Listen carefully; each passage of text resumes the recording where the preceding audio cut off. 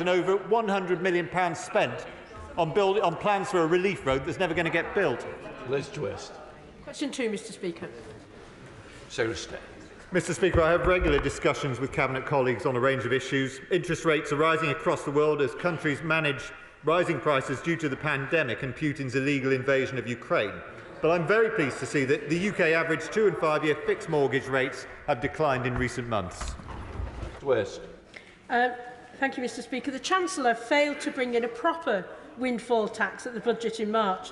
Does the Minister agree that there are still huge holes in that levy that mean billions of pounds that could be used to help Welsh households with the cost of living, and they're being ignored?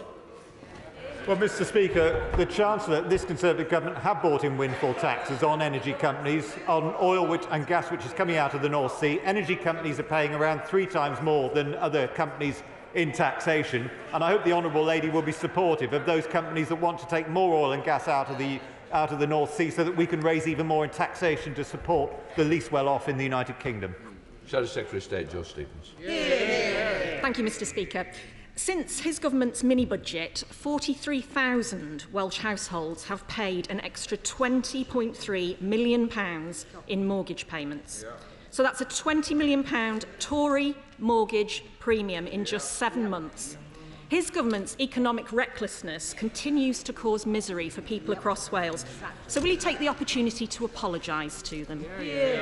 Mr Speaker, the economic policies being pursued by this government are bringing inflation down, as the news today demonstrates. And I very much hope that the honourable lady will want to celebrate the fact that inflation is now falling, and this United Kingdom government are committing to seeing inflation halved. The policies of the honourable lady's party would push inflation through the roof and push us into another financial catastrophe and crisis of the sort that we saw the last time they left office. Chris Clarkson. Question number 3, Mr Speaker. Secretary of State. With your permission, Mr Speaker, I will answer questions 3 and 4 together. The government have established Great British Nuclear to drive forward the UK's new nuclear programme. GBN will be working with the government on access to potential sites for new nuclear projects, and I will continue to build on the clear cross-party support there is to promote Wales as the destination of choice for one of the first projects. Chris Clarkson. Diolch yn fawr, my honourable friend, the member for Anismorn, has been subtly, almost subliminally making the case for new nuclear in her constituency. But of course, with the advent of SMR, there's the opportunity for the community across Wales to benefit from nuclear clean energy. So can I ask him what questions he's had with ministerial colleagues in Desnes and with the Welsh Government to make sure that Wales is primed to take advantage of this? Well, Mr Speaker, I have had a meeting with the Minister for Nuclear in Desnes, but I also met yesterday with the Interim Chair of GBN, Simon Bowen, and we had a very interesting and informative discussion around this emerging technology, which I think is very exciting and offers huge potential for Wales. Bob Blackman. Thank you, Mr Speaker, and I thank my right honourable friend for his answers thus far. Clearly, Wales has a bright future as part of the new nuclear capability across the United Kingdom. What further measures is he going to make, for example, on fusion as well as nuclear energy that's already being provided? Well, Mr Speaker, the government have set out support for investigating nuclear fusion, but I fear that there might be others better qualified to give the detail on that. But what I can say to the honourable gentleman is that in all of the meetings I have had with various stakeholders, I have made the case for Wales to be in the forefront of everyone's minds as a place where we could have a new reactor or SMR technology. And of course, I've been encouraged very much by the member for Ynys who's been an absolute champion for nuclear technology and not for nothing is known across Wales as the atomic kitten. Tony Antoniazzi. But, Mr Speaker, his party talk on nuclear, they talk the talk, but, you know, it was the Tories that previously pulled the plug on new nuclear in Wales. He forgets. They've boasted about GB nuclear, but 2 years on, nothing has happened, Mr Speaker. Nothing at all. Isn't this just more the same broken promises from a tired Tory government that has run out of steam? Well, Mr Speaker, it would be tempting, but time would prevent me from drawing attention to the very poor record of the last Labour government when it came to nuclear energy. The fact of the matter is, Mr Speaker, we are driving forward with a new nuclear reactor at Hinckley. We're looking to bring forward an FID on a nuclear reactor in the next term. And, Mr Speaker, the establishment of Great British Nuclear fully demonstrates our commitment to nuclear technology. Dave Dugan. Thank you, Mr Speaker. I wonder if the Minister in his conversations about nuclear has discussed the pie-in-the-sky nature of small nuclear reactors, if he's discussed the lack of a cogent plan for nuclear waste, if he's discussed the unenviable unit cost with the Welsh comparison to renewables, and has he indicated to them that he's got a better plan that's not nuclear? Mr Speaker, the fact of the matter is that when one considers all of the costs of renewable energy, nuclear comes out very well, not least because it is it is not possible to predict energy. It is not possible, Mr Speaker, it is not possible to predict when exactly the sun's going to shine or the wind's going to blow, and that is why nuclear has a role to play in our march towards net zero by 2050. Slane Saxby. Question 5, please, Mr Speaker. Okay. Thank you, Mr Speaker. The tourism industry in South Wales and South West England is incredibly important, and I understand that councils on both sides of the Bristol Channel are in discussion on how to progress this issue. I'd be happy to meet my honourable friend to discuss it in more detail. And I thank my honourable friend for his answer, and I wonder ahead of that meeting, might he be able to secure an analysis of a passenger ferry service and the benefits to those businesses between Ilfracombe and South Wales? I thank my honourable friend for that question. It's important that we grasp all opportunities to level up our economy through tourism, and that could include a passenger ferry between Ilfracombe and South Wales. Of course, many of the policy levers affecting the visitor economy in Wales are devolved, and it's important that interested parties work closely with the relevant councils on the matter. Mr Speaker, the UK Government is passionate about tourism, unlike the Welsh Government, who seem more focused on putting in place a tourism tax. Stephen Kinnett. Question 6, please, sir. Minister. Thank you, Mr Speaker. Steel is vital to the UK, and we are actively engaging with our industry to secure a positive and sustainable future. Industrial sectors, including steel, have been able to bid into government funds worth more than £1 billion to support them to cut emissions and become more energy efficient. Stephen Kinnett. Mr Speaker, the governments of the United States and the EU have developed active industrial strategies with multi-billion-pound investments to support their steel industries as they transition to green steel production. And here in the UK, the cavalry is coming in the form of a Labour government and our £3 billion Clean Steel Fund. What a contrast with the party opposite, which is completely and utterly asleep at the wheel on steel. So when will the Secretary of State start standing up for our proud Welsh steel industry, and when will he start getting his colleagues in Cabinet to wake up to the fact that we are losing the race for green steel investment? Thank you, Mr Speaker. Well, the honourable member will be aware that the Secretary of State for Business and Trade visited Tata Steel in Port Talbot only very recently, and I think that shows her commitment to it.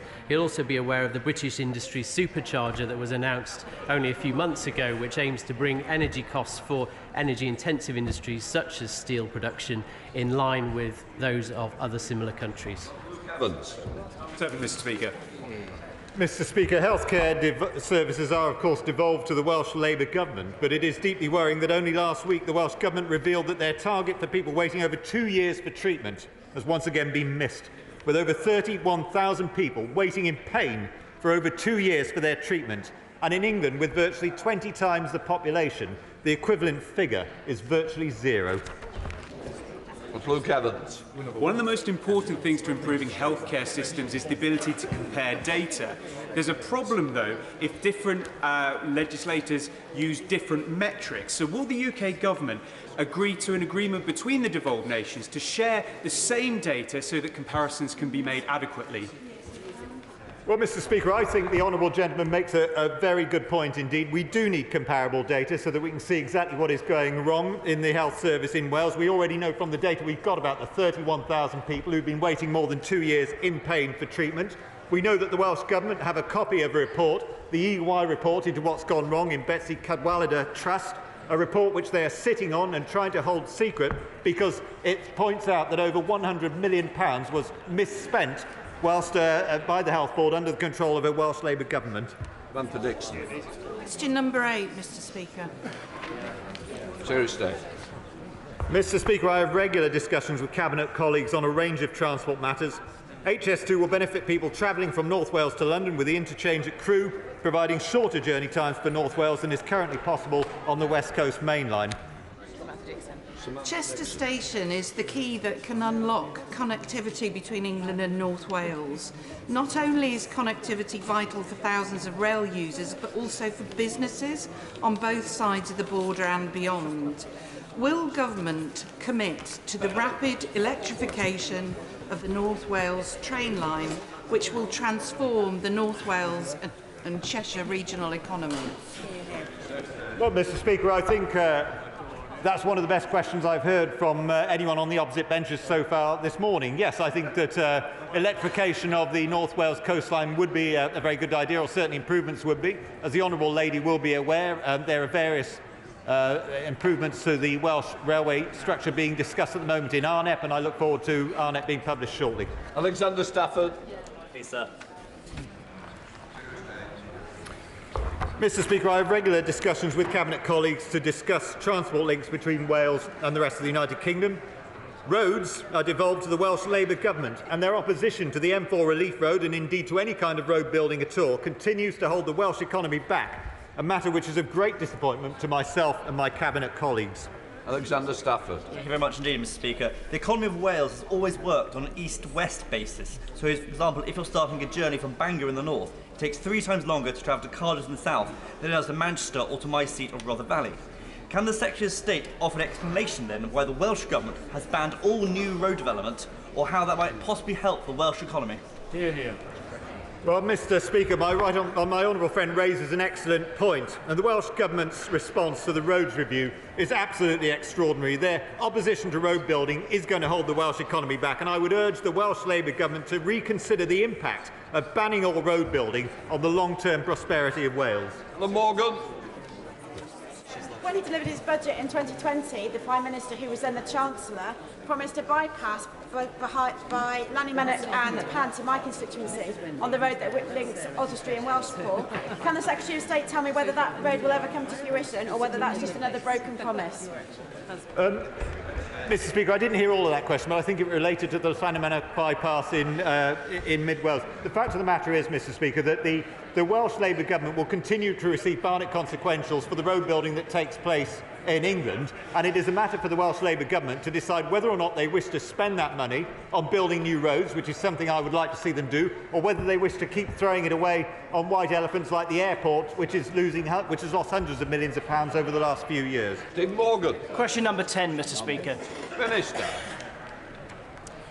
Thank you, Mr. Speaker. With permission, I will answer questions 10 and 11 together. This government is committed to supporting the decarbonisation of Welsh industry. We have committed £20 billion over the next 2 decades to the deployment of innovative carbon capture technology, and this builds on the existing support for the HyNet cluster in North Wales and North West England, and the £21.5 million to develop the South Wales industrial cluster.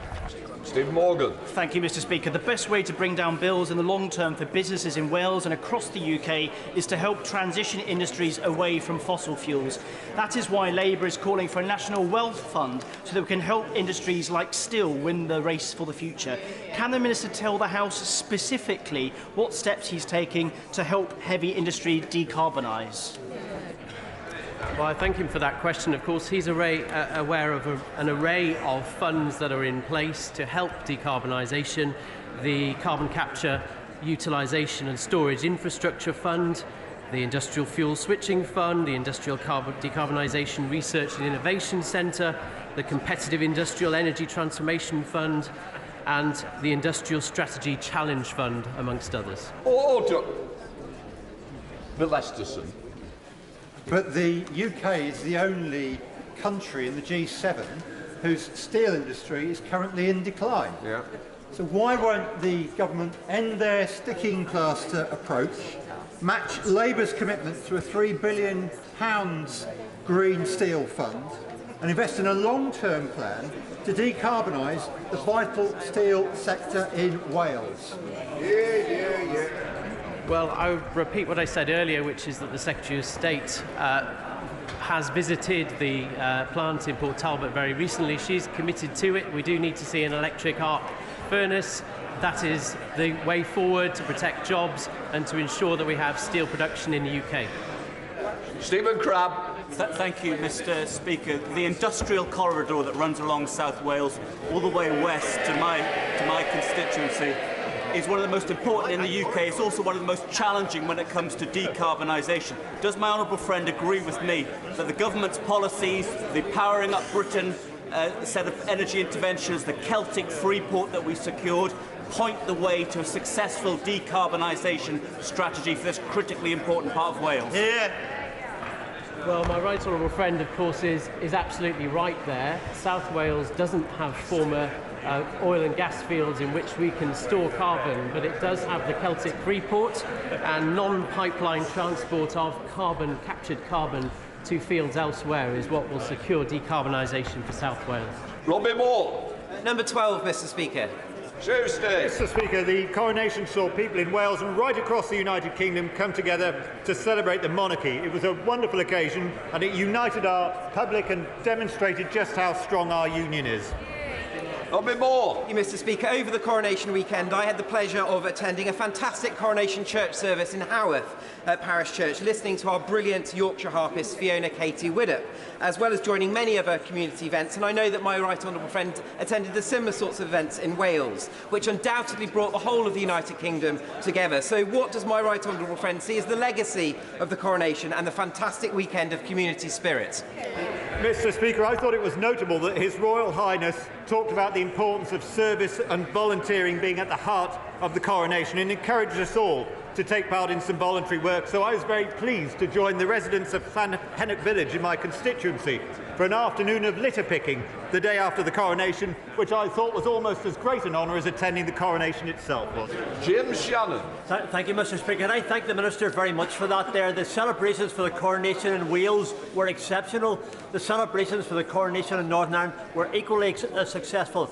Does the Minister agree when it comes to cementing the Union, the fact that all four regions can be one country, that's Scotland, Wales, Northern Ireland and England together, is an indication of why the royalty is so important to all this great United Kingdom of Great Britain and Northern Ireland, always better together?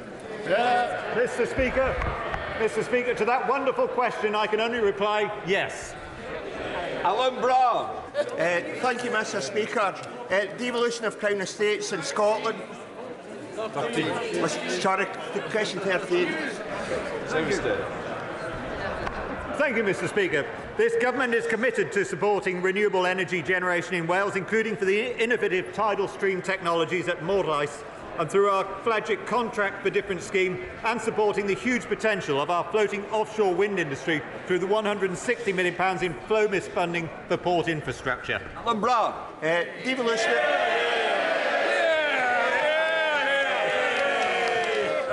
The devolution of Crown Estates in Scotland has allowed the Scottish Government to have a more coherent supply chain development for renewable energy. Now, 75% of the Welsh public want to see Crown Estates in Wales devolved so that Wales can benefit from natural resources and renewable energy. Will Westminster listen to the people of Wales, or is it in our case Westminster knows best? Yeah.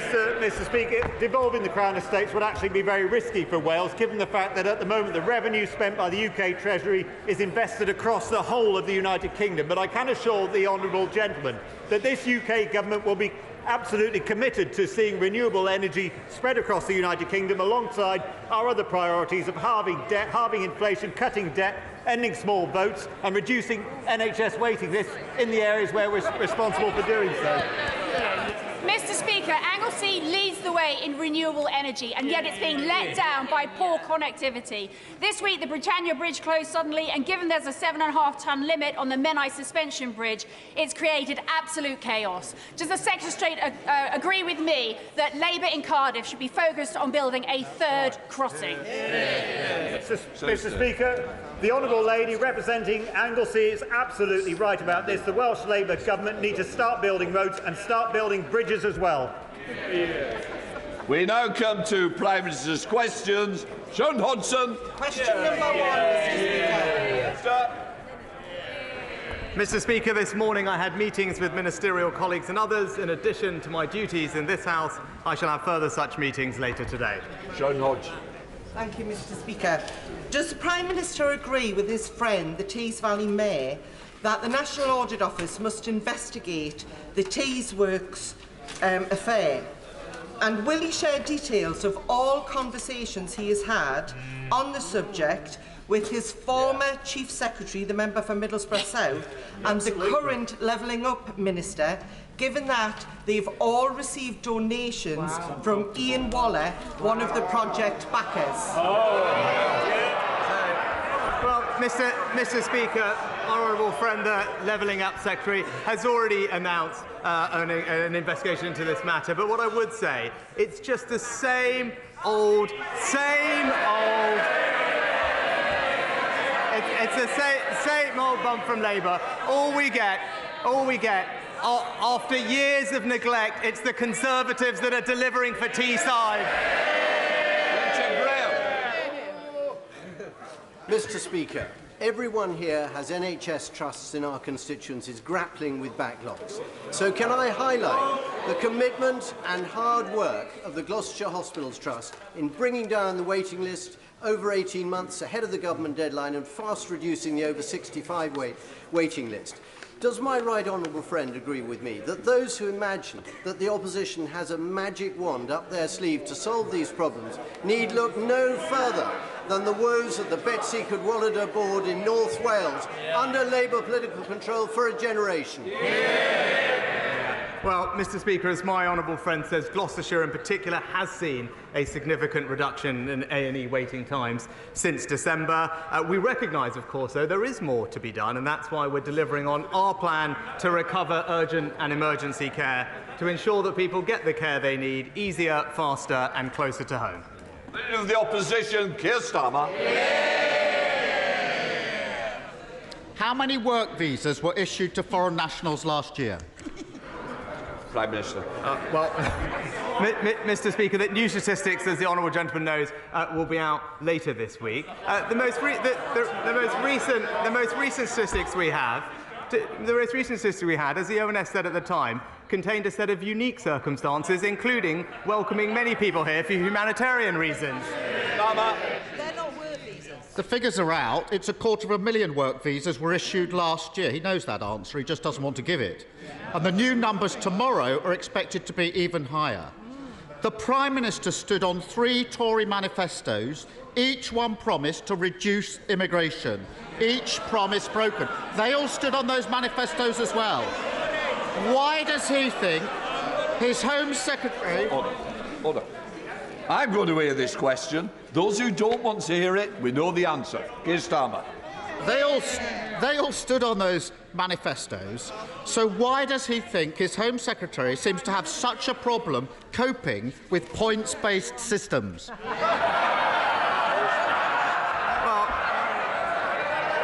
Mr Speaker...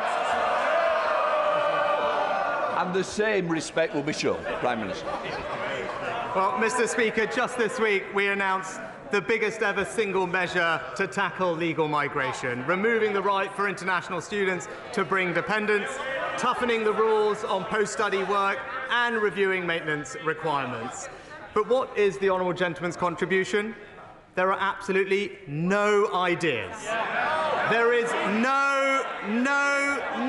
absolutely no ideas, absolutely no semblance that there would be any control. Why? Because he believes in an open-door migration policy. Mr Speaker, if anyone wants to see what uncontrolled immigration looks like, all they've got to do is wake up tomorrow morning, listen to the headlines and see what this government... Order. Ms Bristow, I think you're going to be leaving. I'm asking you to leave now, because otherwise I'll name you. I'm not having it, and I've warned you before. It's the same people. And the same will happen on this side. Keir Starmer. Mr Speaker, the reason they're issuing so many visas is labour and skills shortages. And the reasons there are shortages is the low-wage Tory economy.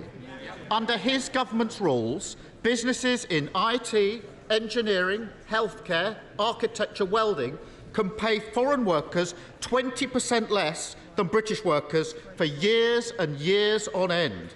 Does he think his policy is encouraging businesses to train people here or hire from abroad.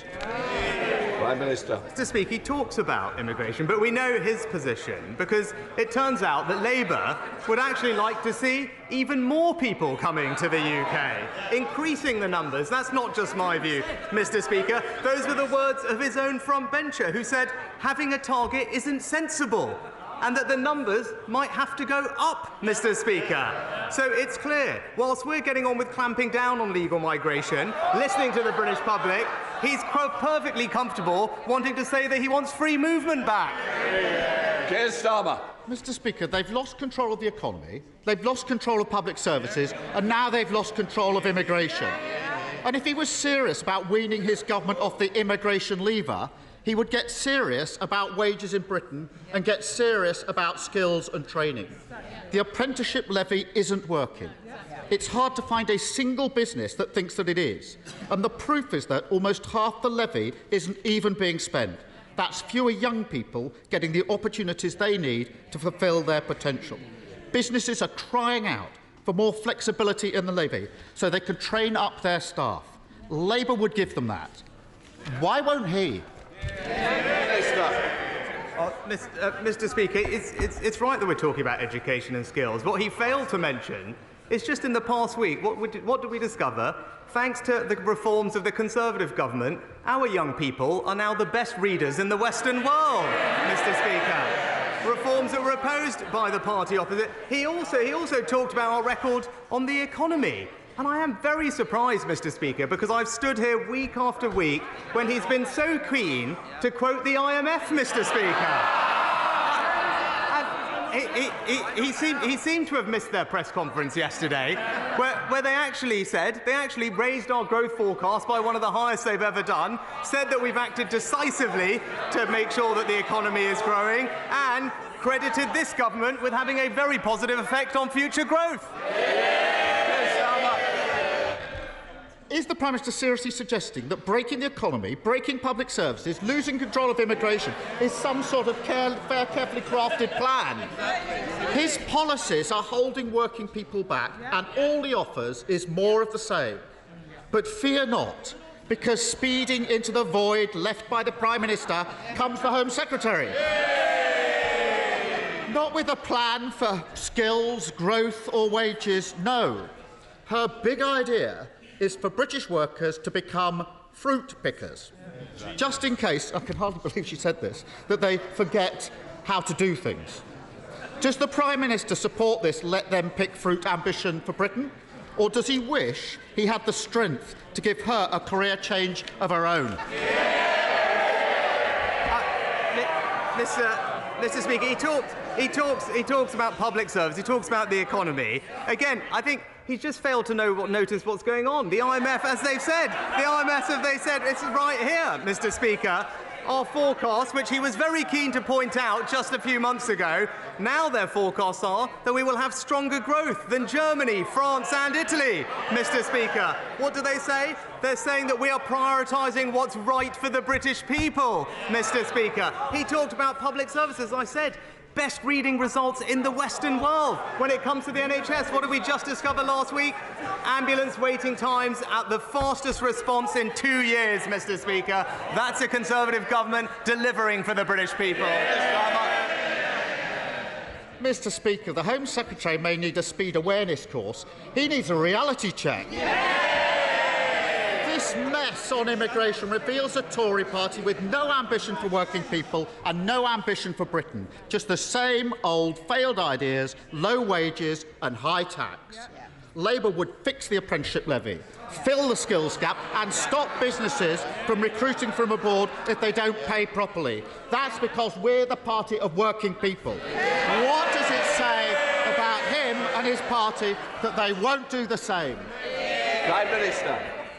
Mr. Speaker, I think he said it 6 times, but I don't think we actually know how he's going to do any of these things, Mr. Speaker. And look, that's the difference between us, Mr. Speaker, because every week we hear a lot of empty rhetoric from the honourable gentleman opposite. But in the past week, we can measure ourselves by actions. What have we done on this side of the House? We've introduced new powers to curb disruptive protests. We're protecting public services against undisruptive strike action, Mr Speaker, and we have new laws to stop the boats. What has he done? He's voted against every single one of those. And that's the difference between us. While he's working on the politics, we're working for the British people. Thank you, Mr Speaker. We have all witnessed how Putin is carrying out his savage war against Ukraine. He commenced it, he is the aggressor, and he cannot be allowed to win.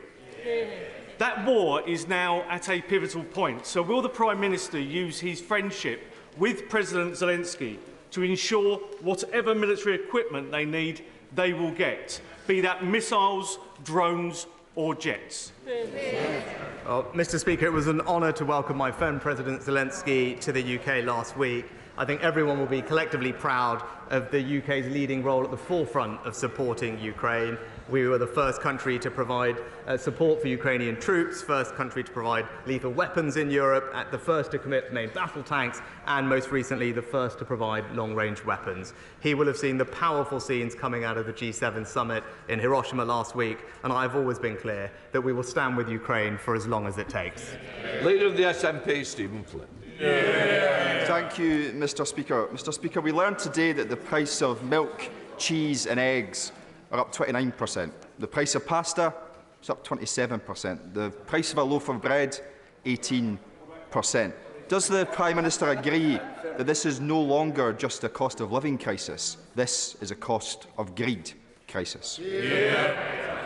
Well, Mr Speaker, it was welcome that inflation has fallen today, but as the Chancellor said, we should not be complacent because there is more work to do. The Honourable Gentleman's right to highlight the impact of food inflation, which is too high, common here in levels that we've seen in other European countries like Sweden and Germany. We are providing significant support to help people with the cost of living, and the Chancellor has met with companies in the supermarket and food supply chain to make sure that they are doing everything they can to bring prices down.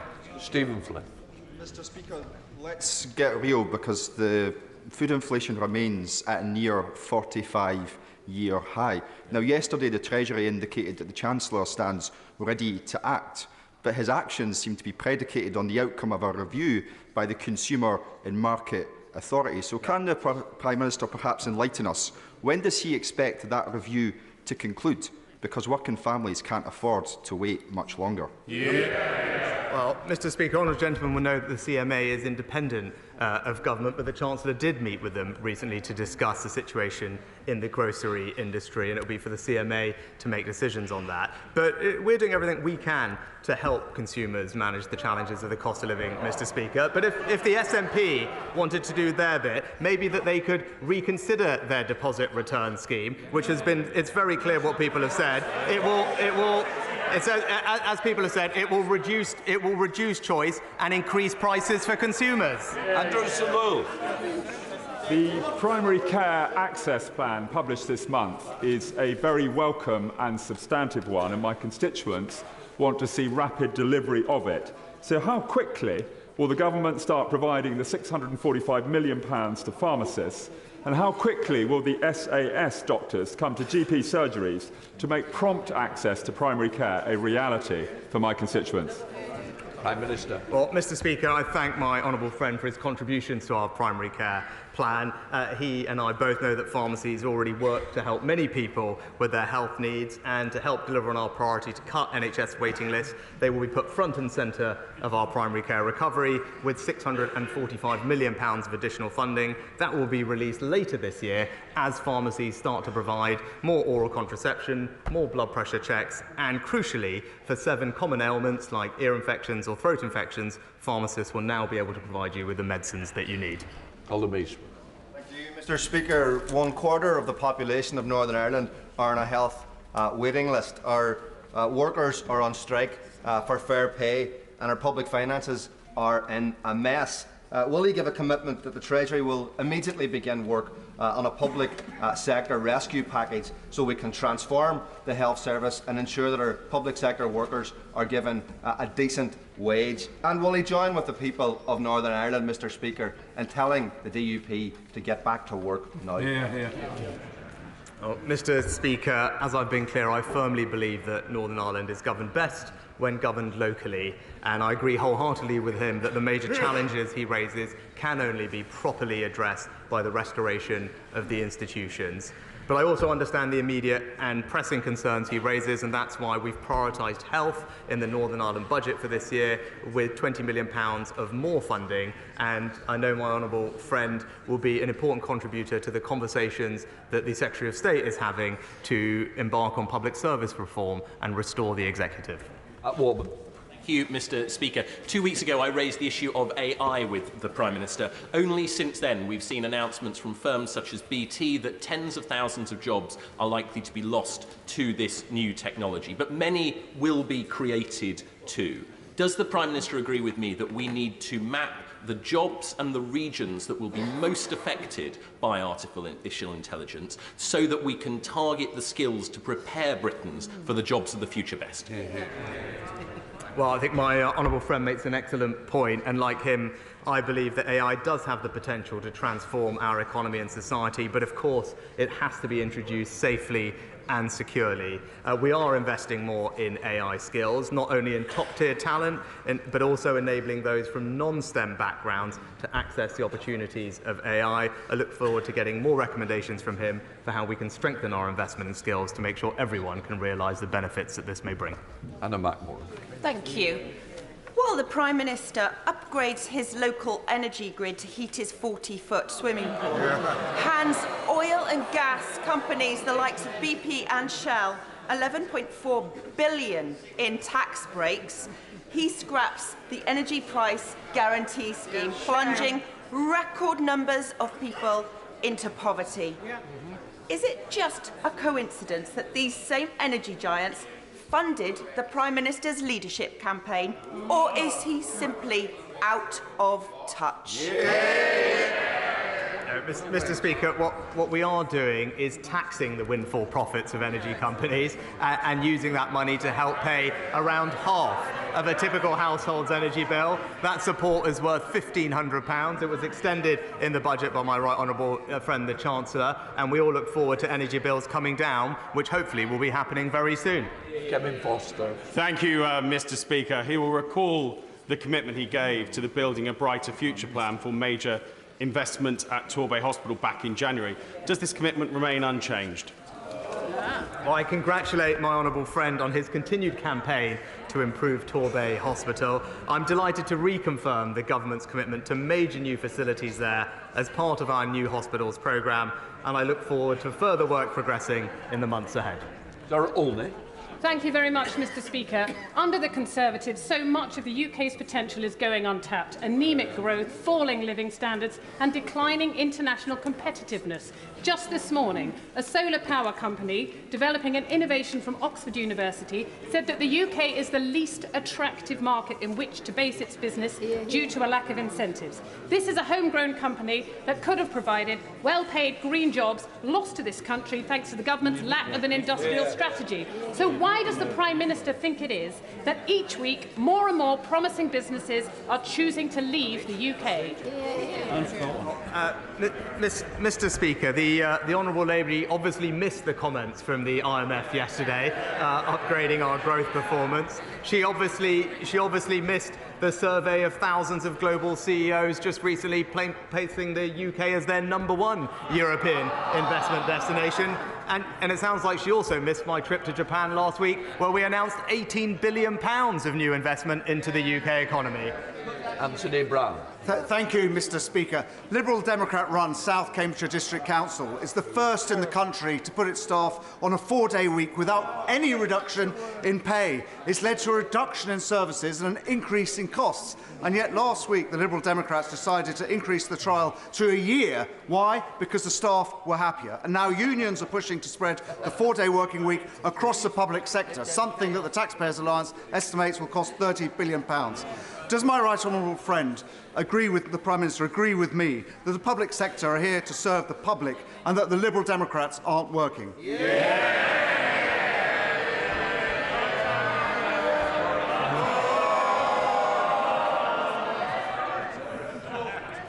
Mr. Speaker, public servants should rightly focus on delivering for the public and taxpayers, and it is disappointing to hear from my honourable friend that his local Liberal Democrat council is not doing this, reducing, as I heard, staff contact hours and costing residents more. I urge the council to reconsider their decision because his residents and constituents in South Cambridgeshire District Council clearly deserve better. Thank you, Mr. Speaker. In Lewisham, we are gearing up to mark the 75th anniversary of HMT Empire Windrush arriving in the UK. And our Deputy Mayor, Brenda Dacres, is coordinating our local events and is herself a daughter of Windrush generation parents. Now, sadly, at the same time, she is organising advice surgeries for families who have been denied their rights and are still waiting for support from the Windrush compensation scheme 4 years after it opened. So, with this landmark anniversary coming next month, will the Prime Minister commit to ensure everyone finally gets the compensation they deserve? Well, Mr. Speaker, I pay tribute to the honourable lady's constituent for all the work they're doing locally. The Home Office and the government is delivering on the vast majority of the recommendations from Wendy Williams' report into this situation, and we've already paid out or offered, I believe, over £70 million in compensation, and there are hundreds of engagement events happening to ensure that people are aware of what they're able to access, and will continue to do that engagement as we promised. Brendan Clark-Smith. Thank you, Mr. Speaker. Bassett Law has benefited from the multi-billion-pound Step Fusion project, 20 million in levelling up money for Worksop Town Centre, and will now be part of one of the 20 areas selected as part of a new £400 million levelling up partnership. But my constituents in Retford feel neglected by the Labour District Council, which has yet to apply for any funds for the town and is more concerned with trying to play the two towns off against each other. Could the Prime Minister confirm that there is no reason whatsoever why Retford cannot benefit from this latest investment, and would he accept an invitation to visit Bassett Law to see the great impact government investment is already having in the area? Well, I thank my honourable friend for his kind invitation to visit, and I shall certainly ask my office to keep it in mind. But as he said,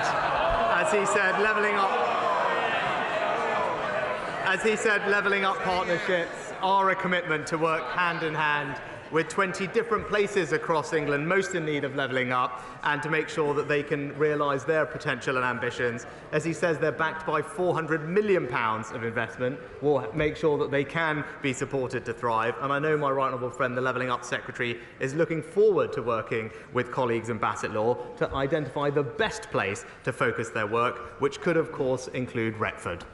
Stella Creasy. Thank you, Mr. Speaker.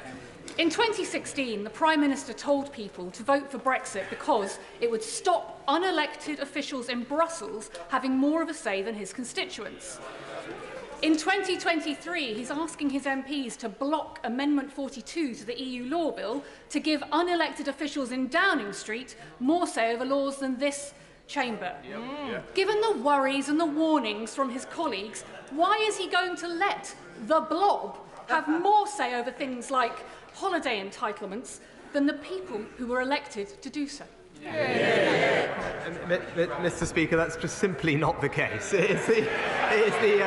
It's the elective government that will be making decisions about what the right regulations are for our country. And it's absolutely right that as a result of Brexit we can now do that, which is why we are repealing and reforming over 2,000 pieces of retained EU law, making sure that our statute book reflects the type of rules and regulations that are right for the British economy and will deliver growth and cut costs for consumers, and that's what our reforms do. Robin Moore.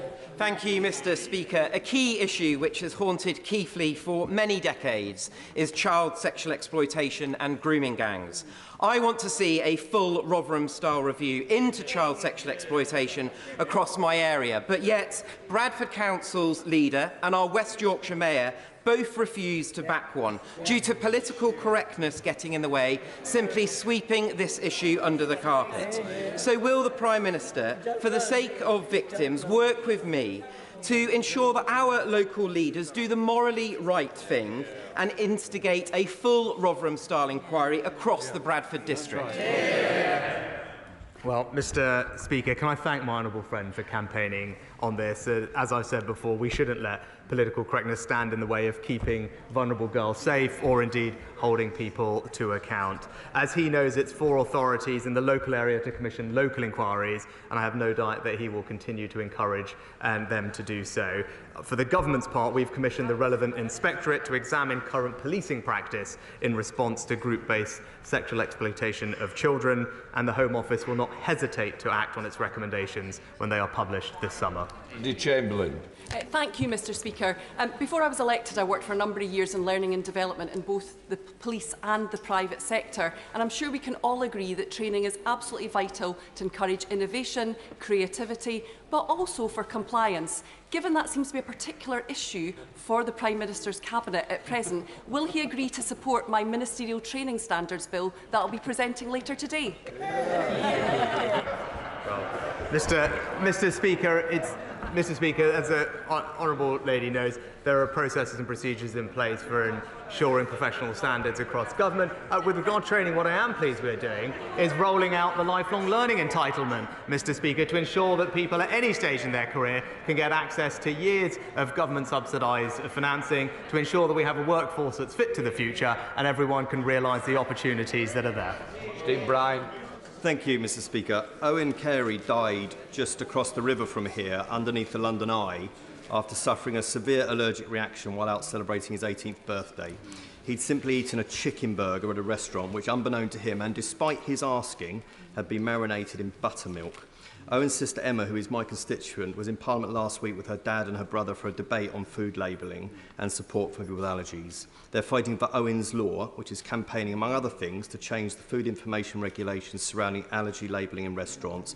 It's attracted huge support. So will the Prime Minister meet with me and Owen's family to see how we can be sure something positive comes out of this tragic loss of a young life? Yeah.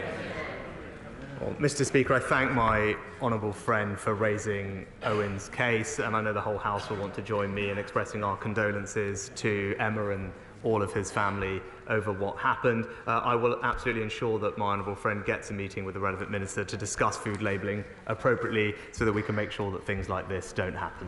Ian Paisley. Thank you very much, Mr. Speaker. Will the Prime Minister instruct his officials to publish the list of 1,700 veterinary medicines that will no longer be made available to Northern Ireland vets and the agri-food sector after the grace period has ended? And will explain to the Ulster Farmers Union why that list has not been given to them? And would he agree to meet with me and the Ulster Farmers Union, go through that list and show us how this has removed the border in the Irish Sea? Well, Mr. Speaker, as the honourable gentleman knows, when we concluded the Windsor Framework, what we did was make sure that there was an extension in the grace period for veterinary medicines to give us the time to find a long-run solution to that particular issue. But the honourable gentleman should take heart, because on the issue of human medicines, which I know is important to him and everyone else in Northern Ireland, what we did achieve was complete and full dual regulation of medicines and a dialogue with the EU to resolve the issues in veterinary medicines. And I know that he will want to make sure that we engage closely with him and the UFU, which we have been doing, to find a resolution in the time we have. But I know he will also join me in being very happy that we protected access to human medicines in Northern Ireland, which was a priority for him and his party. Tom Hunt. Firstly, I really look forward to welcoming the Prime Minister to Portman Road for Ipswich Town, Southampton next season. And of course, in addition to Ipswich Town, Ipswich Wanderers have also been promoted. Great news for a town. Yesterday, though, we saw, despite the Public Order Act being passed, we saw images of Metropolitan Police standing around and doing nothing, whilst eco-protesters were wreaking havoc in our capital. Does the Prime Minister agree with us? The moment those activists stand on the road, they should be immediately turfed off the road, like there are in many other countries. Well, Mr. Speaker, on my honourable friend's first observation, all I can say is ouch, but thank you. But I look forward to the game. But on his second, more substantive matter, this government has passed the serious disruption order, which will ensure that police do have the powers that they need to tackle slow-moving protests. It was a power that the police specifically asked the government for. We've delivered it and put it in legislation. He knows what I know, is that the party opposite tried to block that from happening. Thank you, Mr. Speaker. Prime Minister, we have 4 million children living in poverty in this country, yet we are the 5th richest economy in the world. So can the Prime Minister say why he would not support universal free school meals for all children to end child poverty? Mr. Speaker, the numbers are actually as follows. Since 2010, there are 1.7 million fewer people living in poverty as a result of the actions of this government, and that includes hundreds of thousands fewer children living in poverty. And most importantly, because like the Honourable Lady, I do want to ensure that children don't grow up in poverty, but we know that the best way to do that is to ensure that they don't grow up in a workless household. And that's why we have reduced the number of children growing up in a workless household by several thousand, and that is the most powerful thing we can do in the long run to give those children the best possible start in life. Mr. Speaker, Nancy Spencer from Darlington has raised over £35,000 for St Teresa's Hospice in the last 25 years. Nancy's next adventure was to do a skydive, but having had a pacemaker fitted, her doctor refused to sign it off. However, undeterred, my 80-year-old constituent managed to secure sign-off for a wing walk. Will my right honourable friend join me in wishing Nancy well as she takes to the skies this Saturday? Well, can I join my honourable friend in thanking Nancy for all her fantastic fundraising work, and of course wish her the best of luck for Saturday. I do wonder if my honourable friend will be joining her, and in particular, many of my own constituents use St Teresa's Hospice over the years, so I know what fabulous work it does. But more generally, the hospice sector supports more than 300,000 people with life-limiting conditions in the UK every year, and I pay tribute to all the staff and volunteers working in palliative and end-of-life care for the incredible work they do. Mr. Speaker, does the Prime Minister agree that it's completely inappropriate for schools to encourage young people under the age of 18 to socially transition, for example by changing their names and their pronouns? All this is going on without parental consent or even knowledge, in breach of parents' human rights. Will the Prime Minister instruct the Department of Education to order schools to stop indoctrinating our children and to concentrate on their duty of care to protect them? Well, Mr. Speaker, I've been very clear that when it comes to matters of sexual education and PHSC, it is absolutely right that schools are sensitive in how they teach those matters and that they should be done in an age-appropriate fashion. The Department for Education is currently reviewing the statutory guidance and curriculum that goes to schools so we can tackle this particular issue, because there have been cases raised with the government and others where this has not been the case. I don't think that's acceptable. We must protect our children, and that's what our new guidance will do. Thank you, Mr. Speaker. Last year, the independent members of the Betsy Cadwallader Health Board in North Wales became so concerned about the board's finances that they arranged for Ernst & Young to produce a forensic accountancy report which revealed serious misconduct on the part of several senior board executives, including a conspiracy to falsify accounts. Astonishingly, the response of the Labour Welsh Health Secretary to this scandal was to demand the resignation of those independent board members, while almost all the senior executives in question have been allowed to remain in post, many of them drawing six-figure salaries. Does the Prime Minister agree that this disgraceful state of affairs should be investigated by the police, and does he further agree that it demonstrates why Labour are unfit to run important public services in any part of our country? Well, Mr Speaker, as my right honourable friend knows, I am deeply worried about the Betsy Cadwaladr Hospital in Labour-run North Wales. It has been, as he said, in special measures for 6 of the last 8 years, and as he remarked, the official audit said there was worrying dysfunctionality. I do hope this issue is investigated properly, and I believe my honourable friend is in contact with the Secretary of State for Wales to take this further. Mr Speaker, working people are barred from receiving legal aid if they earn £12,750 a year. So why is the Prime Minister forcing the British public to foot the bill, which I think is currently £250,000 plus, for the Right Honourable Member for Uxbridge and South Rushlips alleged lying inquiry? Why can't he stand up for the British people? Is it because he's too weak?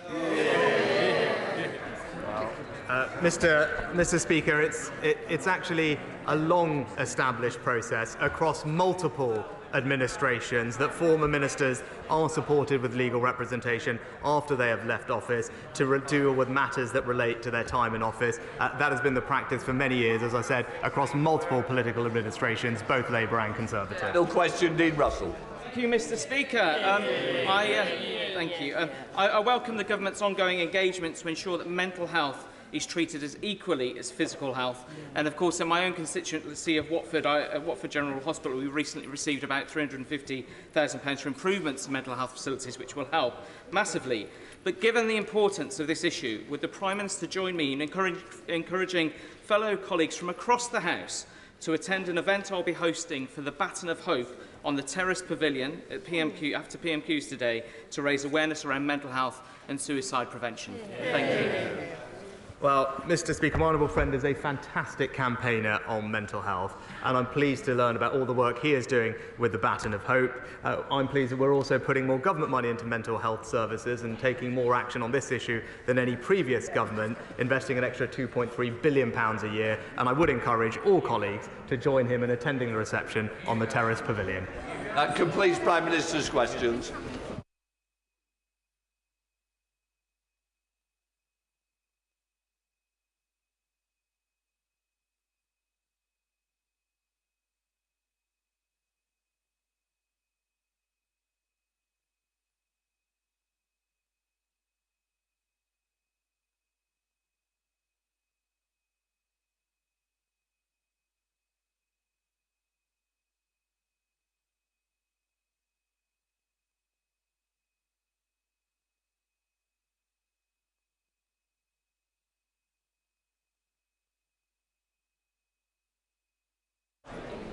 Right, we now come to the urgent question. I call Carol Monaghan. Thank you, Mr Speaker. To ask the Secretary of State for the Home Department to make a statement on the changes to the student visa route. Well, thank you, Mr Speaker.